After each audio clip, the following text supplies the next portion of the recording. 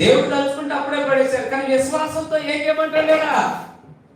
7 మార్లు మీరు తిరగండి అన్నాడు. 6 మార్లు తిరిగారు. 7వసారి కేకలు వేశారు, బాకాలు ఊదారు. ఏం జరిగిందాడా? ఎరికో గోడ ఏమైపోయింది? కుప్ప కూలిపోయింది. దేవునికి స్తోత్రము కలుగును గాక. ఇది కేవలము విశ్వాసము ద్వారానే జరిగింది. ఏంటి?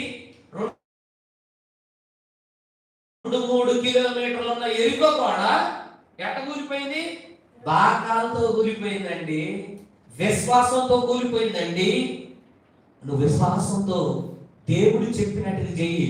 ఖచ్చితంగా సాతాను అనే గోడ నీ ఇంట్లో కట్టబడి ఉంటే కూలిపోతే, గొలియాత్ అనే గోడ కూలిపోతే, ఎరుకో అనే గోడ కూలిపోతే, ఆమాను అనే కుట్రలు కూలిపోతాయి, చెదిరిపోతాయి. వారి అక్కడ స్థానం ఉండదు. ఎందుకు తెలుసా?